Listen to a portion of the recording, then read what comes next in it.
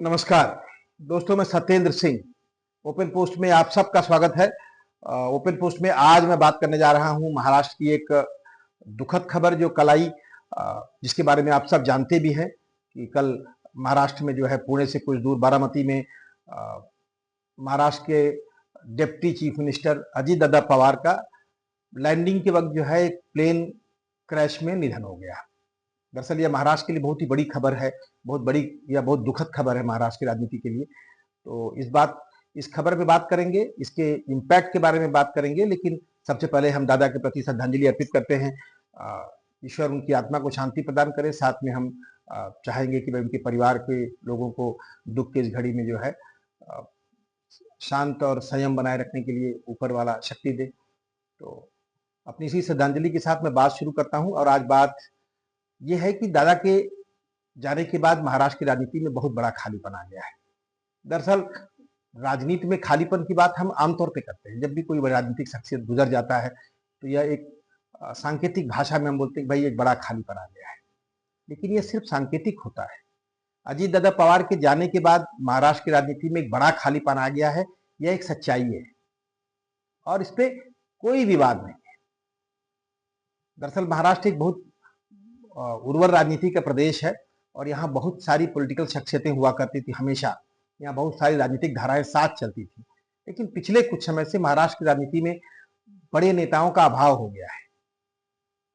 सच है कि महाराष्ट्र की राजनीति की एक बड़ी शख्सियत शरद पवार जो है इनएक्टिव हैं और महाराष्ट्र की राजनीति में मुख्यमंत्री देवेंद्र फडणवीस और अजीत दादा पवार या एकनाथ शिंदे को छोड़ के कोई बड़ी शख्सियत नहीं दिखती है जिसकी पूरे महाराष्ट्र में चर्चा हो। तो एक तरफ से पूरे महाराष्ट्र की राजनीति में जब इतना बड़ा खालीपन है, उसी दौर में अजीत दादा पवार का चले जाना महाराष्ट्र की राजनीति के लिए बड़ा खालीपन है।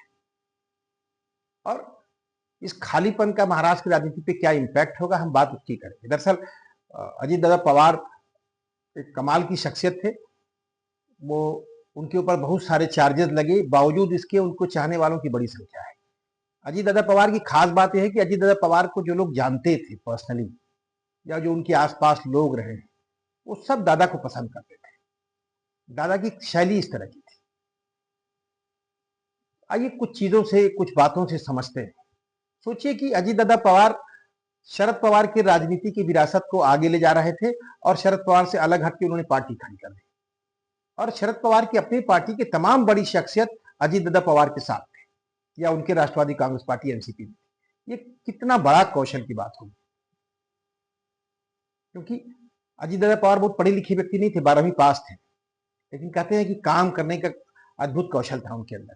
बहुत दूरदृष्टि थी, सपने देखते थे और उनको जमीन पर उतारने का कौशल था उनके पास। जो कमिट करते थे उस पर लग जाते थे, निजी जीवन में भी और एजेंडा के स्तर पे भी। यही कारण है कि भारतीय जनता पार्टी की जो फडणवीस सरकार ने उनको वित्त मंत्रालय पहले भी सौंपा था, इस बार भी सौंपा है। वो वित्त मंत्री है, महाराष्ट्र के थे, गृह उप मुख्यमंत्री होने के साथ साथ। अजीत दादा पवार को समझने के लिए हम इसे और भी इस तरह से समझ सकते हैं कि आप सोचिए कि अजीत दादा पवार भारतीय जनता पार्टी के राजनीति के बहुत बड़े सहयोगी हैं। सहयोग की स्थिति यह है कि देवेंद्र फडणवीस महाराष्ट्र में मुख्यमंत्री बने तो काफी लंबा समय लगा, इसलिए क्योंकि तब बार्गेन कर रहे थे एकनाथ शिंदे के साथ। और एकनाथ शिंदे के बगल में बैठ करके अजीत दादा पवार मीडिया के सामने कहते हैं कि भाई कल शपथ होने जा रही है और मैं तो उप मुख्यमंत्री पद की शपथ लेने जा रहा हूं। यहीं पे देवेंद्र फडणवीस की राजनीति खड़ी हो गई। देवेंद्र फडणवीस को अजीत दादा पवार ने सीधा समर्थन दिया और देवेंद्र फडणवीस की बार्गेनिंग पावर बढ़ गई। आज देवेंद्र फडणवीस बहुत बड़े नेता है महाराष्ट्र के, आज सबसे बड़े नेता है, लेकिन वो अजीत दादा पवार ने जब उन्हें सपोर्ट कर दिया, जिस तरह से खुला समर्थन दे दिया, उसके बाद उनकी ताकत बढ़ गई। तो अजीत दादा पवार का देवेंद्र फडणवीस के राजनीति के लिए और भाजपा के लिए बड़ा मतलब था, क्योंकि उसने भाजपा और देवेंद्र फडणवीस दोनों की बार्गेनिंग पावर बढ़ा दी। बावजूद इसके कि दादा भाजपा की राजनीति के सामने कभी झुके नहीं। दादा भाजपा की राजनीति पे जरूरत पड़ने पे मीडिया के सामने भी हमला करते थे। अलग अलग चुनाव हुए तो भाजपा के सामने चुनाव लड़े और अपनी राजनीति को पुश किया। यह भी एक कौशल होता है, विपरीत राजनीतिक धारा के साथ चल करके साधना राजनीति को, ये दादा का कौशल था। तो दादा के कौशल की बात इसी नाते कर रहे हैं क्योंकि दादा के कौशल से आप समझ सकते हो कितनी बड़ी शख्सियत है, कितने कमाल की शख्सियत रहे होंगे। लगभग 2012 से लगातार वो कुल 6 बार उप मुख्यमंत्री रहे महाराष्ट्र के। शायद देश में कोई दूसरा व्यक्ति ऐसा ना रहा हो जो लगातार इतने समय तक उप मुख्यमंत्री रहा हो, जो व्यक्ति प्रासंगिक बना रहा, और तमाम सारे गठबंधनों की उठापटक के बीच ये दादा का कौशल था। और ऐसे में अजीत दादा पवार का चले जाना महाराष्ट्र की राजनीति में बहुत सारे सवाल खड़े करता है। महाराष्ट्र की राजनीति के लिए भविष्य के बहुत सारे सवाल अब सामने खड़े हो गए। सबसे बड़ा सवाल तो यह है कि अजीत दादा पवार के बाद एनसीपी का क्या होगा। अजीत दादा पवार के बाद क्या एनसीपी कांग्रेस पार्टी, माफ कीजिएगा, भाजपा के साथ रहेगी? अजीत दादा पवार की पार्टी को लीड कौन करेगा? आज उनकी पार्टी में 2-3 बड़े नेता हैं भाई। सुनील तटकरे हैं जो कि सेंटर में हैं, जो यहाँ पे प्रदेश के अध्यक्ष हैं। अजीत दादा पवार के पार्टी में प्रफुल्ल पटेल हैं जो कि पार्टी के राष्ट्रीय अध्यक्ष हैं। छगन भुजबल हैं। 2-3 बड़े नेता हैं जो पार्टी में दादा के बाद वो जगह ले सकते हैं या पार्टी को संभाल सकते हैं, लेकिन इनमें से किसी की वो हैसियत नहीं है जो इस पार्टी को संभाल पाए, क्योंकि यह पार्टी तमाम सारे बड़े और मजबूत लोगों का जमघट थी। शरद पवार के साथ राजनीति करने वाले तमाम सारे मजबूत पॉलिटिशियंस और कार्यकर्ता इस पार्टी में थे, उनको दादा लीड कर रहे थे। आज भुजबल साहब हैं या प्रफुल्ल पटेल हो या सुनील तटकरे, उनमें कोई ऐसा नहीं जो सबको बांध पाए। एक बात तो तय है कि वो पार्टी की जिम्मा उन्हें भले सौंप दिया जाए तात्कालिक तौर पे, में कोई कुछ जिम्मेदारी ले ले, लेकिन पार्टी को ये नहीं चला पाएंगे। पार्टी दादा चला सकते थे। दादा ही शरद पवार की विरासत के साथ साथ और अपने कौशल से इतने तमाम सारे नेताओं के जमघट को साध रहे थे और विरोधी विचारों की राजनीति को भी साध रहे थे।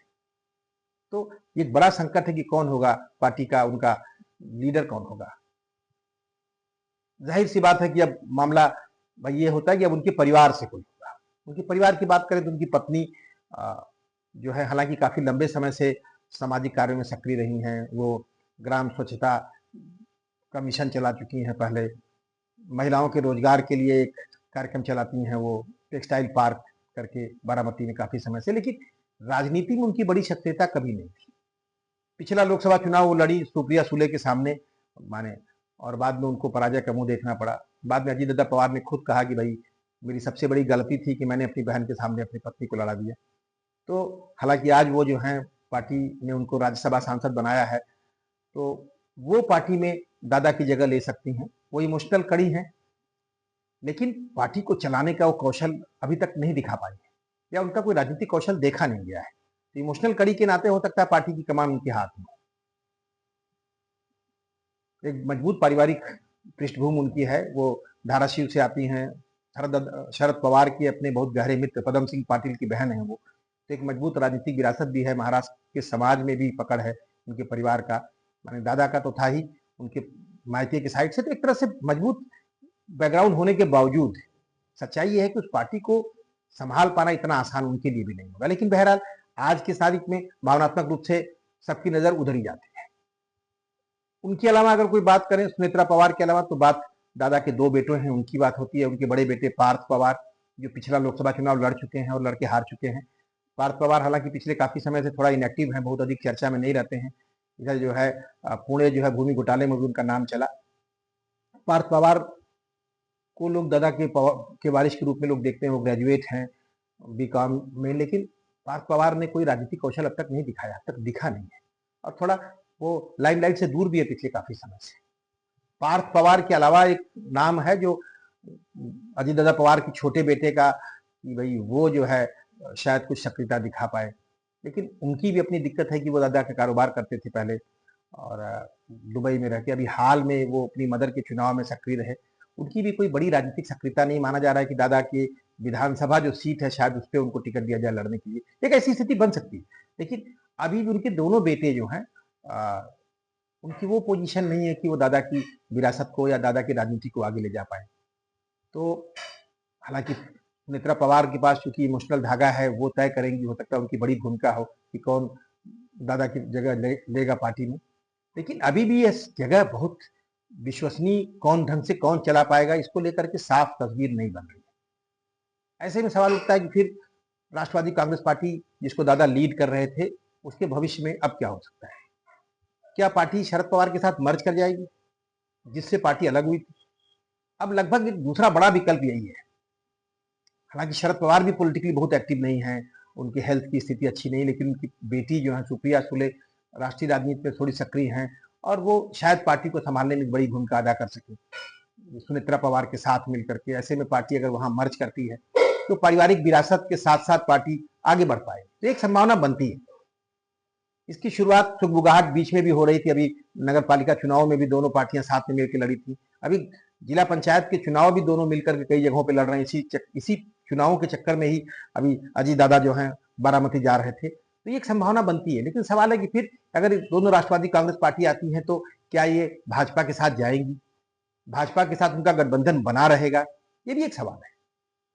इस तरह के बहुत सारे सवाल हैं जो इस वक्त जो है अनसुलझे हैं। अब वो उठ रहे हैं कि भाई भविष्य में क्या हो सकता है, लेकिन इतना तय है कि अजीत दादा पवार के न होने से राष्ट्रवादी कांग्रेस पार्टी को भी संघर्ष करना होगा। शरद पवार के बाद उस पार्टी को बचाए रखना भी मुश्किल होगा, या तो एक बड़ी चुनौती है। कुछ लोग तो भाई ये भी कहते हैं कि अगर पार्टी अगर नहीं बचेगी तो फिर भविष्य में शायद उसके तमाम सारे लोग जो हैं वो अलग अलग पार्टियों में चले जाएं। सच्चाई है कि राष्ट्रवादी कांग्रेस पार्टी की राजनीतिक जमीन कांग्रेस की राजनीतिक जमीन है, वहीं से पार्टी अलग हुई है और वहां बड़ी संख्या में लोग सेकुलर राजनीति से ही बड़े हुए हैं। और खास बात यह है कि कांग्रेस की राजनीतिक संस्कृति और मराठा समाज की जो है ऐतिहासिकता को बेसिकली साधे हुए पार्टी चलती है। तो यह पार्टी अगर बिखरेगी तो फिर इसका कांग्रेस पार्टी भी उस पोजीशन में नहीं है कि इस पार्टी के लोग अपने तरफ अट्रैक्ट कर सके। भारतीय जनता पार्टी में कुछ लोग जा सकते हैं, मैंने बहुत सारी संभावनाएं। अब यह है कि क्या होगा, इसको लेकर के असमंजस की स्थिति है। तो बेसिकली अजीत दादा पवार के न होने के बाद एक बड़ा सवाल तो ये है।